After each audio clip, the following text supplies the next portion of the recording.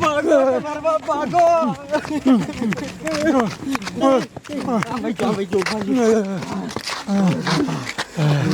થકવાડી દીધા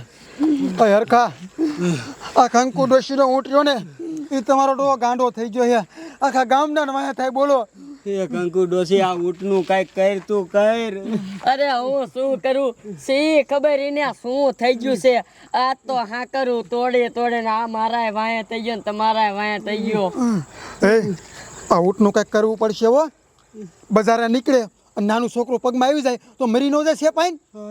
હા તો આનું શું કરવું હવે આનું કઈક તો કરવું જ જોઈશે એક કામ કરી આપણે કાઈ નહીં થાય હાલો સરપંચ પાસે જાવી હા ઈ તારું હાસું હાલો સરપંચ ને કીધું હાલો હાલો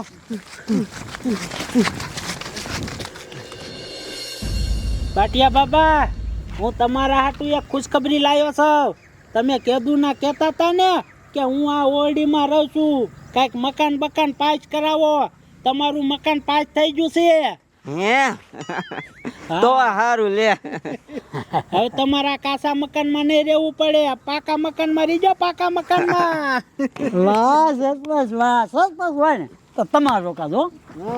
આમ તો જો સરપંચ નિરાયતે બેઠા અને આખું ગામ બિચારું હેરાન થાય એટલે પણ શું છે શું એ તો જો તો ખબર પડે ને તો તમને કાંઈ નથી ખબર ના હું થયું અરે તમને શું કેવું આ કંકુ ડોશીનો ઊંટ્યો ને એ ગાંડો થયો હે અને આખા ગામનાને હેરાન કરે છે બોલો વાંહે થાય છે બધાયને નો હોય હા તારી જાતની કંકુ ડોશી તારા ઊંટને ઘરે બાંધીને રાખતી હોય તો અરે સરપંચ બાંધીને જ રાખ્યો તો પણ વેલો 6 વાગ્યાનો હાકરું તોડીને વિયો ગયો છે અને આ ગામના ને તો શું હું તો એની માલકીન સૌ ને તો મને વાહે થાય છે આ અરે બાપ રે એ આ ઊંટ તો તમારો બાપ બહુ ગાંડો થયો છે જો આ એની માલકીન વાયા થતો હોય તો આપણે બધા શું કહેવાય હવે આનું શું કરવું કાંઈક તો કરવું જોઈશે જલ્દી કંઈક કરો અને કોકને મારી નાખ્યો તમારો ડો એવું નહીં થવા દઉં ઉપાધિ ન કરતા હું પોલીસને ફોન કરું હવે પોલીસ જ પકડી એક છે પોલીસને ફોન કરજો હાલો આ સાહેબ ફતેપુરથી સરપંચ બોલું છું તમે કાંઈ અમારા ગામમાં આવો ઇમરજન્સી કેસ છે હા હા સાહેબ ઉતાવળ રાખજો નકર કેટલા માણસો મરી જાય છે એ હા ઓય સાહેબ આગળ આવે હાલો હાલો કાંઈ હાલો ઉતાવળ રાખો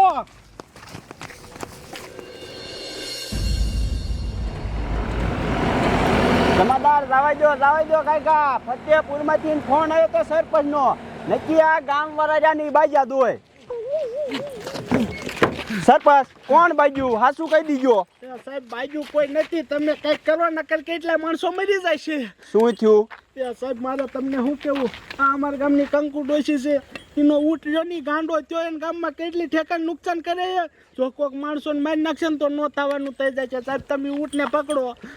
આ ડોશીનો ઊંટ ગાંડો થઈ ગયો હે હા હે ડોશી તું ઊંટે રાખે જ ઘરે આ સાહેબ એક રાખ્યો તો હે તમારી માને હાસવાનો વેત ન હોય તો ન રાખતા હો અરે સાહેબ હાસવાનો તો વેત હતો પણ ગાંડો થઈ ગયો એમાં હું શું કરું ફેર્યું નથી કરીને કોઈ ઊંટની ના એવું સાહેબ કઈ નથી તો ઈ ઊંટ હે ક્યાં દેખાડો મને કાઈ કાઈને પકડવો જોઈશે તો આમ જ છે સાહેબ હાલો કાકા દોડો કાકા ઈ ઊંટને પકડવો જોઈશે હાલો સરપંચ દેખાડો ક્યાં હે ઈ ઊંટ સાહેબ ડોશી કહેતી આ બાજુ ગાયો હે હવે ઈ મને છાય છે ક્યાં હે પણ આ બાજુ સાહેબ અહીંયા જ છે જોવો આ રહ્યો ઈ ઊંટ હા આને તું એક હાથે પકડી લઉં આ કર્યો પકડો જમાદાર હા આ ઊંટ આમ કેમ કરે હે ઈ ખબર સાહેબ ગાંડો નથી થઈ ગયો ને હા સાહેબ ગાંડો થઈ ગયો હે ને એટલે જીમ કરે હે જાઓ પકડો જાઓ સરપંચ ઈ ગાંડો નથી ગયો તો મને લાગીને હડકવા ઉપડ્યો એવું લાગે આપણેથી કાંઈ નહીં થાય જમાદાર ફોરેસ્ટ ખાતાવાળાને ફોન કરો પિંજરું લઈને આવે ને ઊંટને પકડી જાય હા સાહેબ કરું અને કીજો હારે અનિસર લેતા આવે બેહોશ કરવાના